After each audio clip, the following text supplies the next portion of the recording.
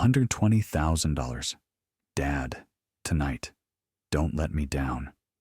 My son stood in my kitchen like he was collecting a debt, not asking, telling. I poured coffee with hands that wanted to shake and said, "Let me think about it." Dylan left at 7:15 a.m. By 1 p.m., so had I. When he came back that evening expecting a check, he found an empty house, a locked door, and an envelope. What was inside made him scream, made him call a lawyer, made him realize his ATM machine had just walked away. I'm Marcus Morrison. I'm 61 now. 3 years ago, I was 58, and I was dying in that kitchen without even knowing it. This isn't a story about being strong. It's about being tired. So tired that doing nothing felt easier than living. If you've ever felt that way, you'll understand. The morning. I should have known something was wrong when I heard the car door slam at 7 a.m. I was already up. Warehouse habit, even though I'd gone part-time after my back started giving out. 35 years at Henderson Supply taught me to wake before the world does. Dylan walked in without knocking. He never knocked anymore. Hadn't since his mother died 8 years ago, and the house became his. Even though I still lived there, still paid utilities, still mowed the lawn. I need $120,000, Rebecca's student loans. They're calling every day. He dropped a manila folder on my table. I was still in my robe, coffee halfway to my mouth, and my son was checking his watch like I was making him late. I opened the folder. Bank statements, loan documents, Rebecca's signature. That number in black ink. $120,000. You, Dylan? He glanced up from his phone. I have a meeting at 9. I'll be back at 7 tonight. Have it ready. Not, can you help? Not, I know it's a lot. Have it ready. The door clicked shut. I sat there watching my coffee go cold, and that number just stared back. $120,000, half of everything I had left. The pattern. It wasn't the first time. That's what nobody tells you about these situations. They don't happen once. They happen in layers, like water rising so slowly you don't notice you're drowning. 2 years ago, $18,000. Dad, temporary loan. I'll pay you back in 6 months. Never did. When I asked about it, he looked at me like I'd insulted him. You're my father. You really want me to pay you back? Last year, $32,000. Business emergency. The company will reimburse me. Still waiting. Now this. $120,000. Like I was a bank. Like I wasn't a person who'd worked every day for 35 years to save that money. My hands were shaking. Not from fear. From something else I didn't have a name for yet. My wife Victoria used to say, "A husband provides, Marcus. No questions asked." She'd said it for 30 years. Every Friday I handed over my paycheck. She decided everything. What we spent, saved, where we lived, who I could see. I told myself good husbands trusted their wives. And now here was Dylan. Same kitchen, same tone, same expectation. The apple doesn't fall far. I looked around at the house I'd lived in for 35 years. The house Victoria had put in Dylan's name in her will. Everything I'd worked for, every overtime shift, every holiday I worked, had gone into accounts I never saw. And now Dylan wanted what was left. I'd have $120,000 remaining. Maybe 3 years, if nothing went wrong. If I didn't get sick. If my back held out. I still needed 3 more years part-time before my pension fully kicked in. And then what? When that ran out, would he come back? The answer hit like cold water. Of course he would. This would never end. He'd take until there was nothing left. Until I was nothing. I'm 58, I thought. 58 years old, and I've never made a single decision for myself. Victoria had made them all. Then she died and left me with a son who'd learned every trick from her playbook. I was going to die in this kitchen, alone, empty, forgotten. Unless I said no. The call. My phone sat on the counter, the old flip phone I'd had for 10 years. There was a number I hadn't called in 50 years. Thomas Barrett, college roommate. Best man at my wedding. until Victoria decided he was a bad influence. He questions everything, Marcus. He'll make you question us. So, I'd let that friendship die, because it was easier than fighting. But Thomas was a lawyer now, and I had nowhere else to turn. I dialed before I could change my mind. Hello? His voice, older but unmistakable. My throat closed. Hello? If this is spam, Thomas? It came out broken. Silence. Then, Marcus? Is that you? 50 years of silence between us. I need help, I said. Please. A pause, then his voice steady. Tell me where you are. I'm on my way. 30 minutes later, Thomas's silver Honda pulled into my driveway. He didn't knock, just walked in, briefcase in one hand, car keys in the other, gray hair now, reading glasses, but still carrying that confidence I remembered from college. The confidence I'd never had. He grabbed Dylan's folder, flipped through it. His face darkened. He's not asking Marcus. He's demanding, just like Victoria used to. I flinched. We have 8 hours before he comes back. Thomas checked his watch. We need to move your money, get legal protection, get you out, today. Thomas, I can't. He's your son, and you're his ATM. When does it stop? The question hung there. Thomas grabbed his briefcase. Come on, first stop, the bank. In the car, he explained. New account, different bank, online access only, my name, my control. He won't find it? Not unless you tell him. Then Thomas laid out the rest. Power of attorney, living will, protection orders. I'll handle the paperwork, he said. No. My voice surprised both of us. I'll open the account. I'll sign the documents. You guide me, but I do it. Thomas looked at me for a long moment. Then he smiled. Good. That's the man I remember. The bank. First National Bank sat on Main and 4th. Sarah Mitchell, the branch manager, had known me for 20 years. Mr. Morrison. She smiled, then saw Thomas's briefcase. Is everything all right? I need to move my funds, I said. My voice was steadier than I felt. New account, different institution. Sarah pulled up my account. Her eyebrows rose. That's all of it. $240,000.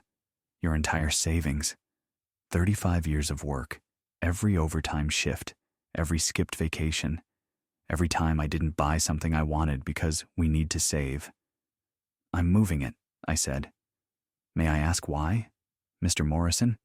If someone's pressuring you. Thomas started to speak. I held up my hand. No one's pressuring me. I'm making a choice. My choice. Sarah looked at me. She'd known Victoria. She'd seen how things were. Are you certain? I thought about Dylan's face this morning, the way he'd looked through me, like I was furniture. For the first time in my life, I said, yes. My hand shook signing the transfer papers, but I signed them. Me. Not Thomas. Not Dylan. Me. 20 minutes later, my old account showed 0. The new one, the one only I could access, showed $240,000. Still there. Still mine. Just safe. The escape next was the public notary on 5th Street. Thomas had documents ready. Power of attorney, living will, legal protection orders. This protects you, legally, he explained. If Dylan tries to claim you're incompetent, these documents prove you were of sound mind. Would he do that? Thomas's silence was answer enough. By 2 p.m., we were back in the car. Thomas showed me his phone.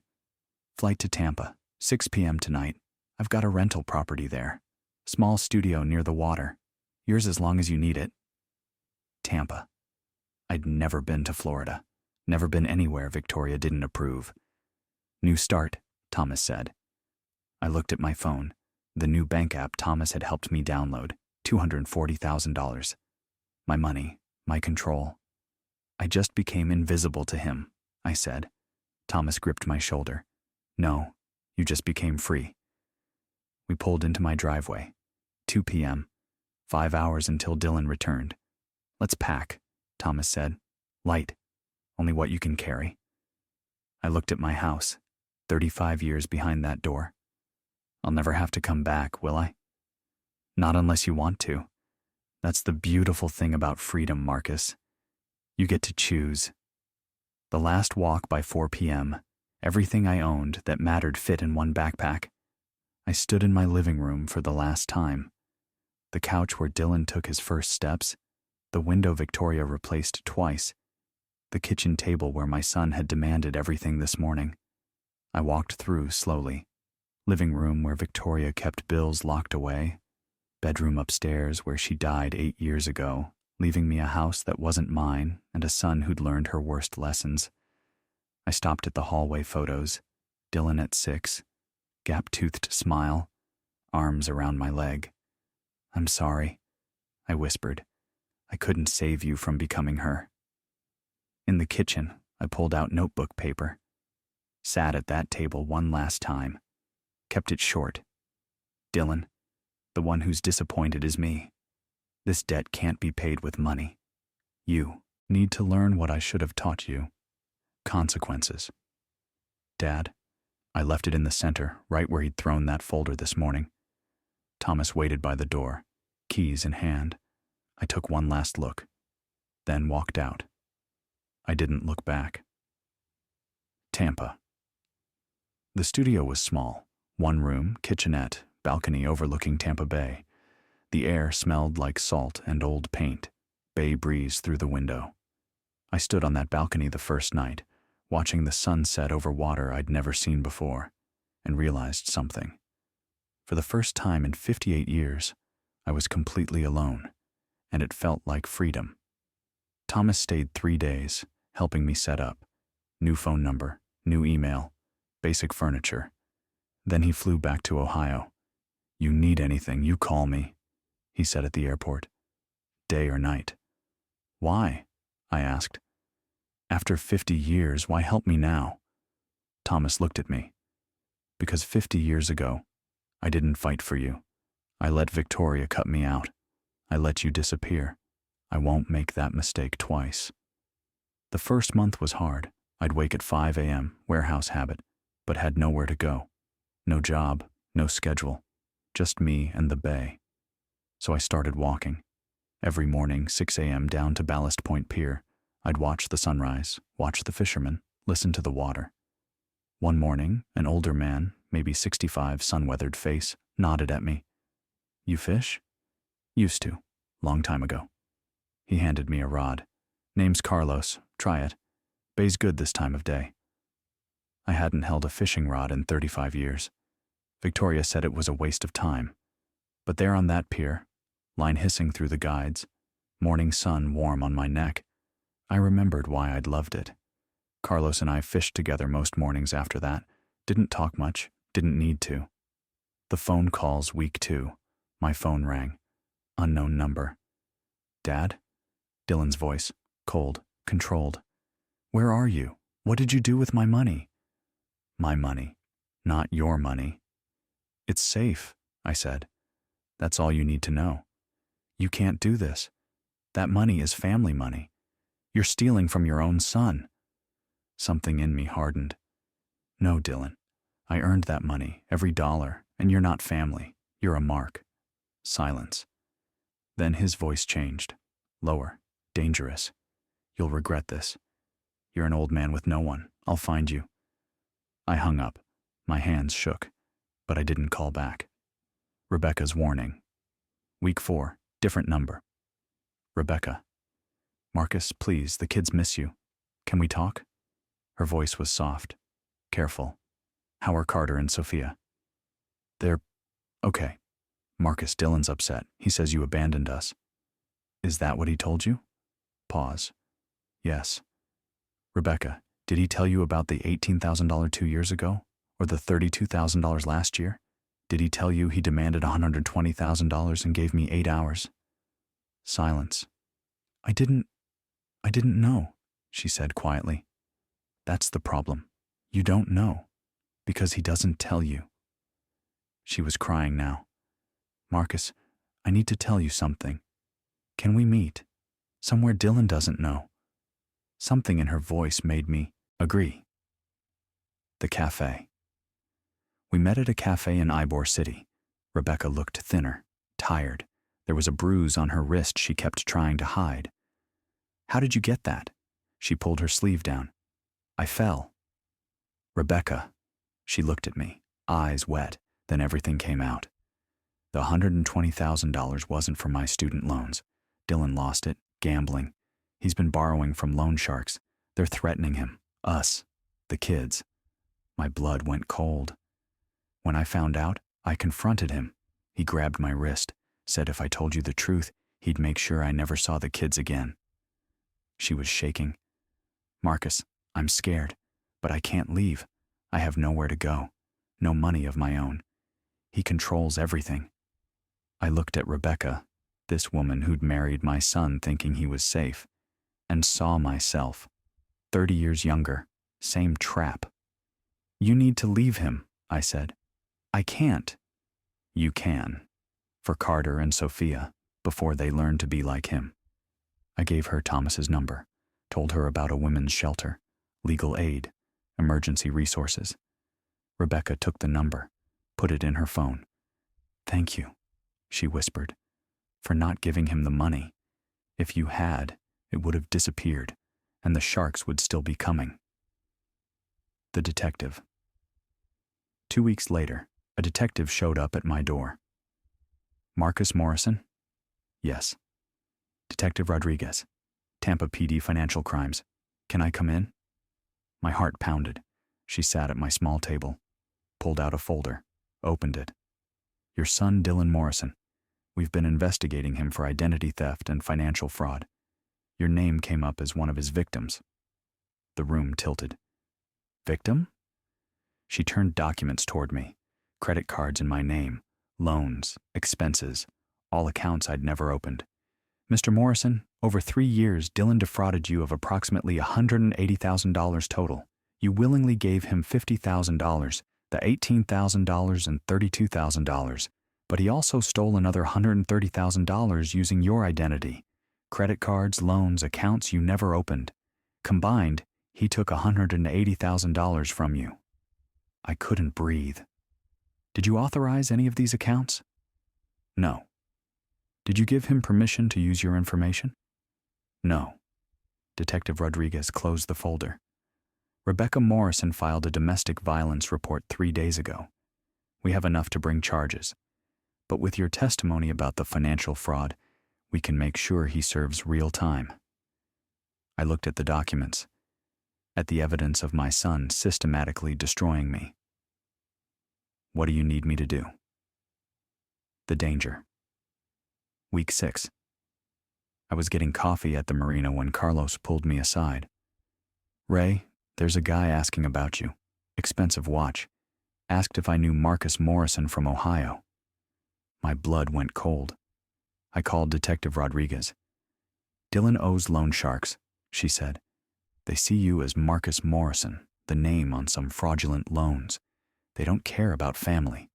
To them, you're a debtor who disappeared. What do I do? Move. Change your number. We'll monitor. But Marcus, freedom isn't free. It's earned every day by staying vigilant.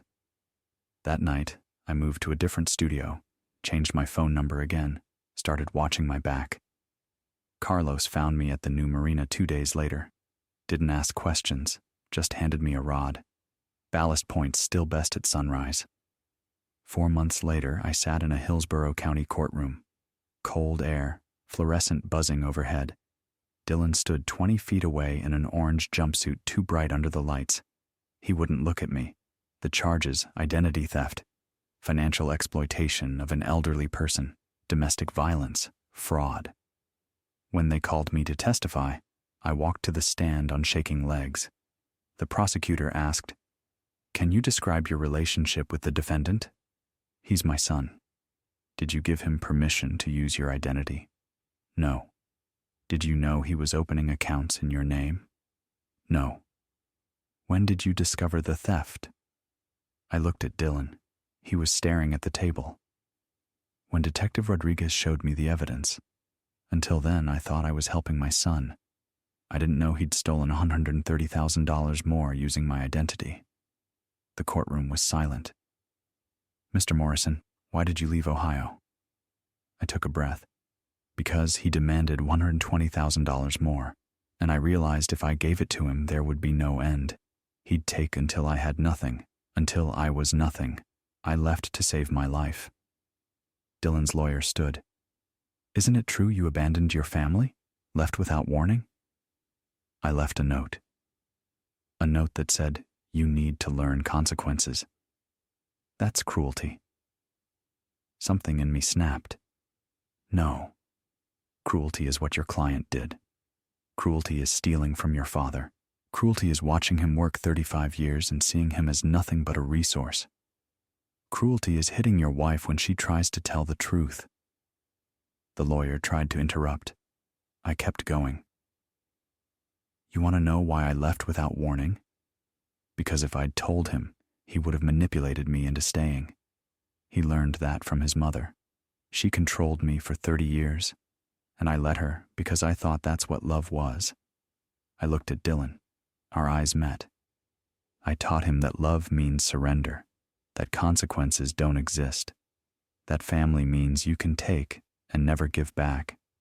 I was wrong, and that note wasn't cruelty. It was the first honest thing I'd said to him in years. The jury deliberated for 2 hours, guilty on all counts. Sentencing, 6 to 8 years. When they let him out in chains, Dylan looked back. For 1 second I saw it, not the manipulator, the 6-year-old with the gap-toothed smile. I'm sorry, Dad. His voice cracked.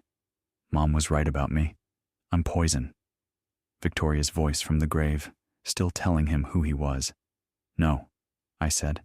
You're responsible. There's a difference. They took him away. Second start. Rebecca got custody of Carter and Sophia, moved to Orlando with her sister, filed for divorce. The trial made local news. The Tampa Bay Times ran a piece. Financial elder abuse, one man's fight to reclaim his life. They interviewed me. I told them everything. The article went viral. My phone wouldn't stop ringing, men calling, dozens, saying, this is my story too. One caller kept trying, wouldn't leave a name, said he knew Victoria. 2 weeks later, I spoke at a community center. Financial abuse recovery, my story. 20 people showed up. When I finished, the room was silent. Then applause. Afterward, a man approached, gray hair, kind eyes, wearing a faded Ohio State jacket. You're hard to reach. Been trying for weeks. He held out his hand. Michael Stevens. I was married to Victoria, 1976 to 1982. My heart stopped. Michael's story. We sat in a corner cafe, 2 cups of coffee between us. She took $50,000 from me, Michael said quietly. Told me it was for her mother's medical bills. Her mother was already dead 3 years. When I found out, she said I was selfish, that a real man doesn't question his wife. I went bankrupt, lost my business. She left me for your friend, I think. My best friend from college, I said, who died of a heart attack 8 years later. Michael nodded. She found you next. We sat in silence. 2 men who'd loved the same woman and paid the same price. Your story in the paper, Michael said. It helped me understand I wasn't weak. I was targeted. There's a difference. Thomas had told me to turn my pain into purpose. I think maybe that's what we do now, I said. Building something by February, we'd registered Second Start as a nonprofit. Thomas handled the legal paperwork for free. We designed a logo, a phoenix rising. Michael ran financial literacy sessions. I taught fishing therapy, taking groups of men to Ballast Point at dawn. By March, we had 80 members, 3 volunteer counselors, a legal aid partnership. The Tampa Bay Times ran a feature. 2 men, 1 abuser, a movement. A news channel interviewed us. You're helping people see that elder financial abuse isn't just about money, the reporter said. It's about control. We're helping people see they're not alone, I said, and that it's never too late to start over. That evening, Michael and I stood on my balcony watching the sunset. Bay turned copper in the dying light, salt spray on my lips. We're warriors now, he said. Old warriors, I replied, but warriors. The letter. 3 days later, I received a letter. Return address, Sumter Correctional Institution Work Release Annex. Dad, I've been in a minimum security work release program for 4 months. I work in a warehouse like you used to. It's given me time to think about Mom, about what she taught me, about what I did to you. I'm not asking for anything. I just wanted you to know I'm trying to understand. Dylan.